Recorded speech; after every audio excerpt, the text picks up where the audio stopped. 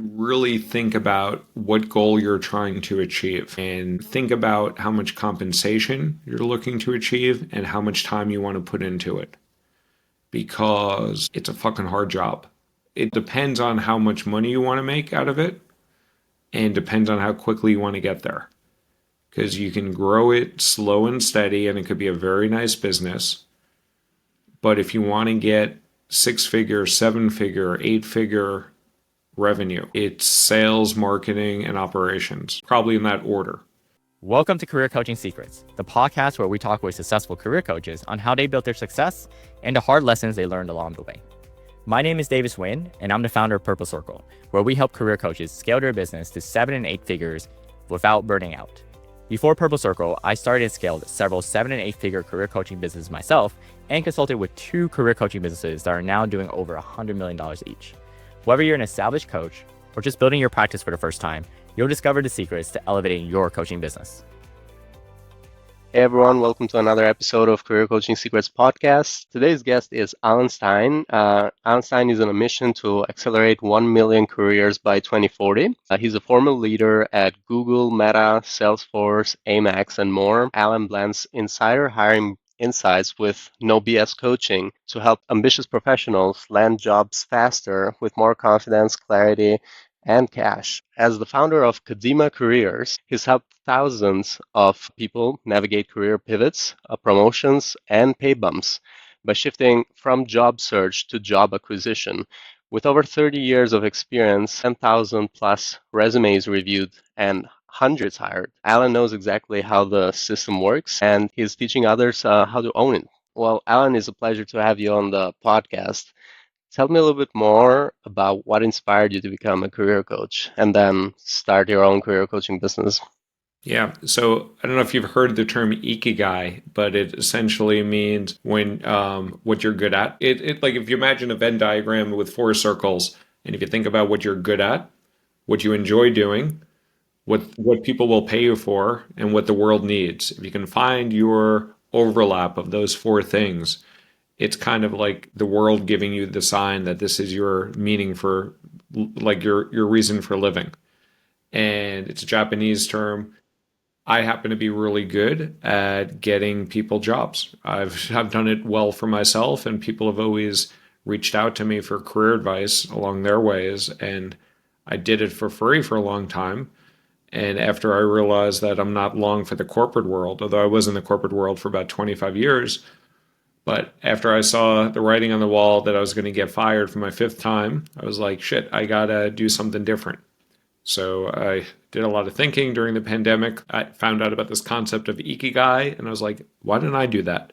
So I started doing it as a side hustle while I was at Salesforce. And then about a year and a half after I started it, then I went off on my own and I started Kadima Careers. And it's been about almost closer to 5 years now that you've started Kadima Careers. Yeah, July 18th, 2020. So how does the journey look like? So from the moment you started your own business to where you are at today? It's been damn hard. I'm working harder than I've ever worked. I'm making less money than I made when I worked in minor league baseball. And yeah, it's hard. It's enjoyable. I love accelerating careers and I love working with the people that we've work with. We have a big team of about 35 people or so, and it's growing. But the journey's been hard. And is there a specific target audience or group of people that you typically work with, that you help with their careers? Yeah, so I start high level. We help ambitious professionals that are looking to own their career. So that can be anybody in the world. The people that most likely reach out to us and are our ideal customer profile are people with 5 to 30 years of experience and either in the tech industry, the tech field, or have a desire to go into tech. Those are the most common people that reach out to us. They often have MBAs or MBA sort of roles. We focus on product managers, program managers, software engineers, customer success, sales, ops.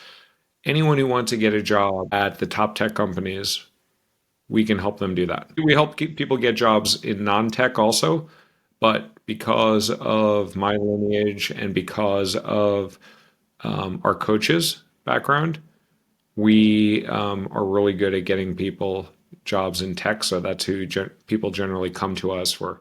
FANG, big tech, small tech, startup tech, AI, anything tech related, we're really good at getting people jobs in that industry. Cool. And so far, what is the best way that people find you? Like, what is the marketing channel that's mostly generating leads for you right now? LinkedIn and webinars and partnerships, but it's mostly LinkedIn, word of mouth, partnerships. We have affiliates as well. And from what I've learned so far regarding your business, it seems like you have managed to scale it quite fast. So I'm curious to know, and I do have kind of like a marketing background myself, so I'm curious to know what is the strategy behind LinkedIn that's working well for you? Combination of outbound and inbound. So I've been on LinkedIn for 21 years. I'm probably I'm in like the point nine like 99 percentile in terms of tenure on LinkedIn. So I'm pretty knowledgeable about LinkedIn. I'm continuing to learn, but it's a combination of creating content on a regular basis, some of it engaging, some of it flops, and being very responsive to DMs, like a lot of our inbound, and doing strategic outbound as well. And in your case, you're only utilizing your profile to do this?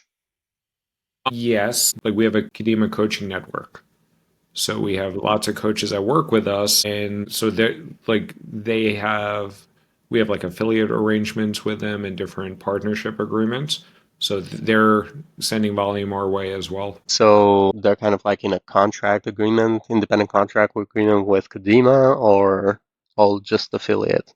We do have an affiliate partnership. Like, I don't know what the difference is. So like we use software for some of it, but they're essentially pay for performance sort of contracts. Some of it is hourly, some of it is pay for performance. So we have different arrangements with different coaches based on their needs and based on making sure that it aligns with our, first of all, it aligns with our clients' needs.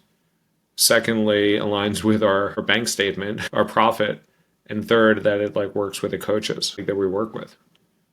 It has to like help support all those stakeholders, the clients, the coaches, the company. I'm wondering if like one of the coaches who might be watching this wants to become an affiliate, how would they go about it? They just Reach reach out out to to me. you? We're very particular with who we work with. We pay our coaches really well, but we're very particular with who we work with.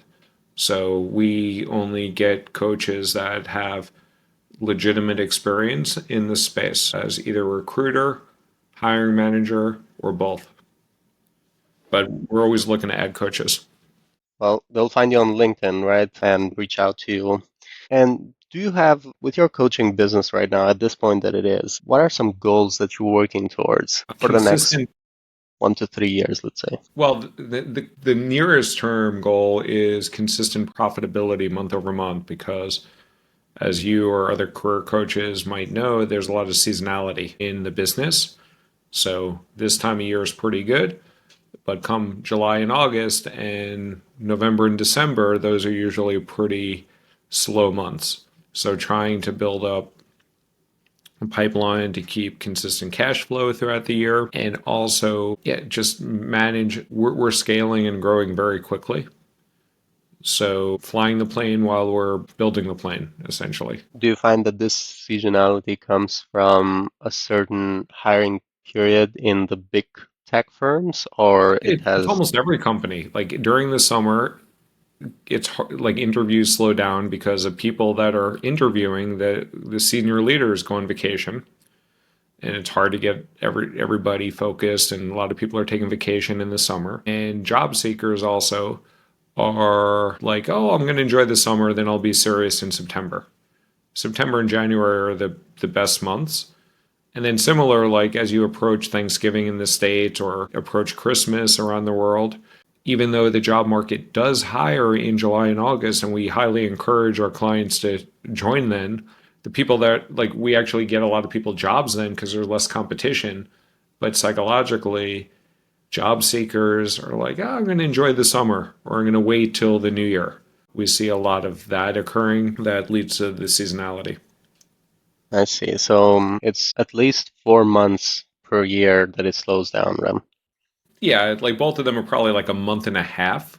So it's not like all of July is slow and all of November is slow, but it's probably about 3 months of the year are definitely slower.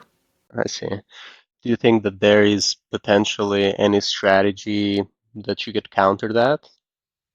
Yeah, we're doing a couple of things. We're going to a subscription coaching model for clients so that they continue to pay us over a monthly period of time. And we're also going to give our team time off during we'll use it for vacation time for our team. And we have a lot of build up tech debt and marketing debt and other things that we just need to fix.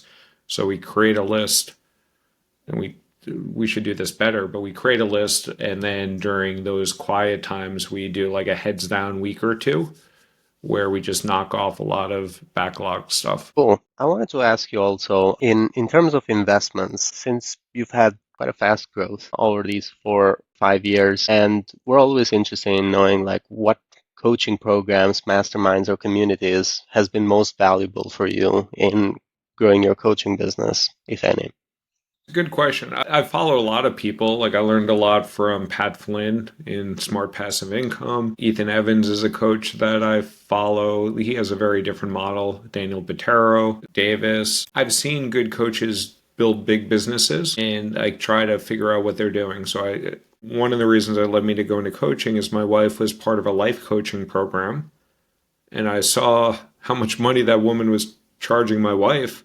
It's like, shit, I can do that. So I learned from watching that, and then I checked out some other coaching programs, and I was like, this is a very legitimate business model. I'm taking a different spin to it, and I'm trying to accomplish different goals. We're helping people, people need help.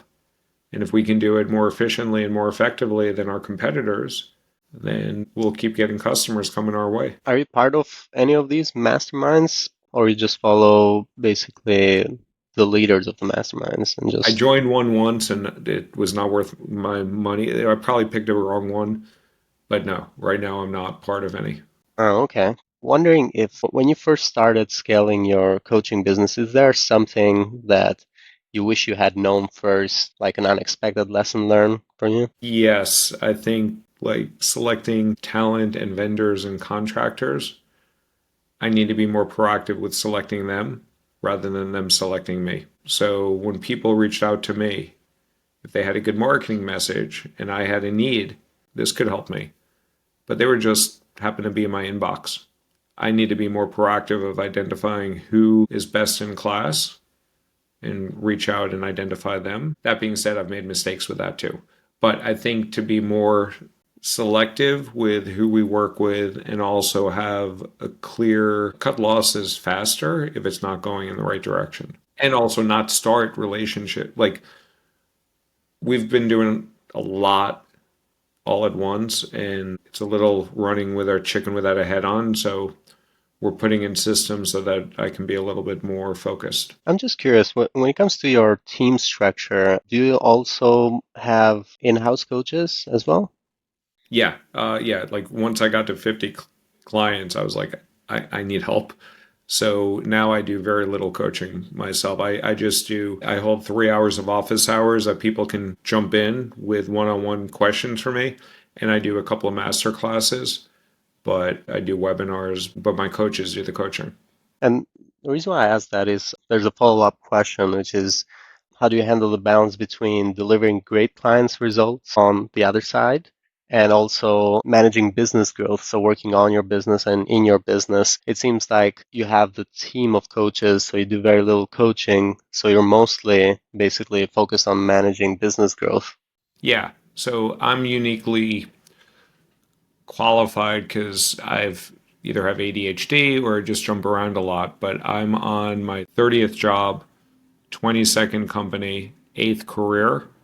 I've had 38 bosses. So I've learned a lot. Like I've worked in finance, I've worked in operations, I've worked in sales, I've worked in product operations, I've worked in outsourcing, I've worked in automation. So I've done a lot of this stuff. And so I know what good looks like. My challenge has been communicating what's in my head to the people on the ground. So we're working through that. Like that's on me. I need to communicate more effectively.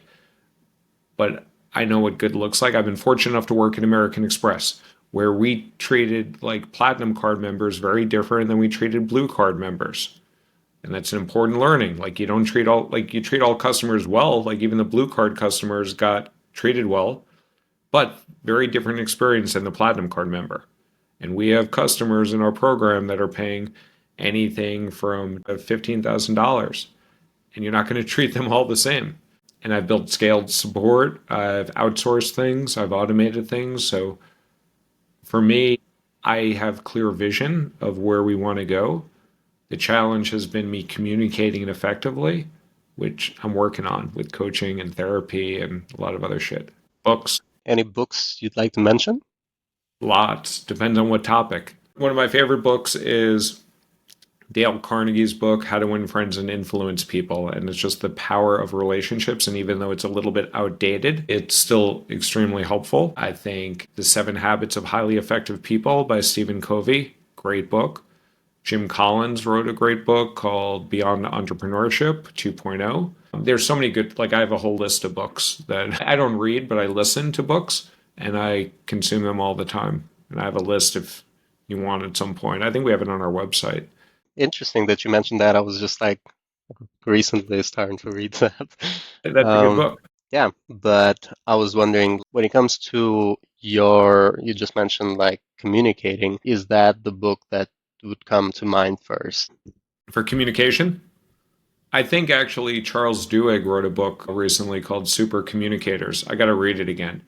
But he breaks down the science of communication. That's a great book. Influence is a fantastic book also to communicate effectively with people. I'm always working on communicating because my poor communication has gotten me in hot water lots of times in my career. So it's something that I'm continuing to work on. What would you say right now are some of the biggest challenges apart from like seasonality in the business? What would you say is the biggest challenge for you getting to where you want to be at Cash with your flow. business? Cash flow and cash flow and pricing, I think, are the two biggest challenges, and they're like intertwined. And do you have any strategies in mind for that as well that you'd like to share that you are thinking? So I don't know if you've heard the term the offer ladder or the value ladder, where you get people to move up in value. So for a while, we were selling our flagship coaching product, which was going for between $5,000 and $10,000. And people, unless people knew us and liked us and trusted us, they're not going to give us that much money. And I think I saw some study by Neil Patel that to buy a $10,000 product, that customer has to have seen you for like 23 times on average. So we need to just can't invite them to a webinar and sell them a $10,000 product. We need to warm them up. So now we have what we call the Taste of Kadima. For $250, we solve your biggest job acquisition challenge. And we call it acquisition, not search.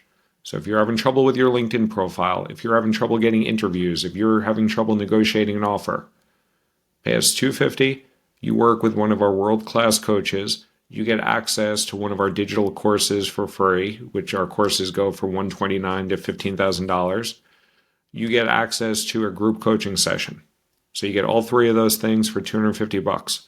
And you get access to our group coach, which that normally costs $250 for that session alone. So people are getting in there, they're getting like $900 of value for $250. So they come in there, and then we have a monthly, what we call our career accelerator. So we work with you as long as it takes to get a better job. And we help you solve all those things. And that's a monthly cost. And then $350 a month. Then we have one-on-one coaching. We have 4-pack of coaching. But our most popular product, not everyone can afford, is our personalized career acquisition coaching, where we sit down with the customer. We do a career mapping call, an in-depth conversation, where we are understanding their mindset and getting them in the right mindset. Because if you're not in the right mindset, you're not going to you're not going to get far. Then we develop an action plan specifically for them. And then we work on positioning themselves, because people don't know sometimes what role to focus on or what companies to focus on, but we help with positioning themselves for strength. And then we support them all throughout, and we help them negotiate their offer. We help them in their first 90 days, and we give them a 1-year career warranty. So if anything goes amiss, or if they need help in their first 365 days, we got their back. And we implement kind of the first 90 days plan, which is another good book by Michael Watkins. But we help people in the first 90 days, which is such a critical moment in someone's career. First impressions matter, and those first 90 days are going to have a disproportionate impact on your career growth within that company. I see. So when you mentioned cash flow issues, it seems like with the smallest offer at 250, you're essentially losing money in order to get them to a higher offer later on. Yeah, like we're yes, it basically covers our cost. Perhaps it loses us money. It depends on the coach, but yeah, it's basically break even. Oh, I see. Cool. Well, I'm getting into a closing question, which is what advice would you give to other coaches who are looking to scale their impact, other career coaches? I would really think about what goal you're trying to achieve, and think about how much compensation you're looking to achieve and how much time you want to put into it, because it's a fucking hard job. It depends on how much money you want to make out of it, and depends on how quickly you want to get there. Because you can grow it slow and steady, and it could be a very nice business. But if you want to get 6-figure, 7-figure, 8-figure revenue, it's sales, marketing, and operations, probably in that order. First, like in terms of importance. But those are hard skills to learn. So if you can learn it, figure out how to acquire them, or join a coaching network like we have at Kadima Careers, where we set up all the sales, we set up all the marketing, we set all up the operations, and we just plug the coach into our system. And then they get to coach, and they get to make as good, often as good, sometimes better money than they were making on their own. Thank you. Thank you, Alan. For anyone who wants to connect with you, just a quick reminder, they can find you on your LinkedIn account at Alan Stein, or they could also look into the website kadimacareers.com. Yep, and that's Kadima careers.com, because people always misspell it, and then we got to buy those search terms now. Cool. Well, it was a pleasure having you on the podcast. Thank you for coming, Alan. Thanks, Regin. That's it for this episode of Career Coaching Secrets. If you enjoyed this conversation, you can subscribe to YouTube, Spotify, Apple Podcasts, or wherever you're listening to this episode to catch future episodes. This conversation was brought to you by Purple Circle, where we help career coaches scale their business to 7 and 8 figures without burning out. To learn more about Purple Circle, our community, and how we can help you grow your business, visit joinpurplecircle.com.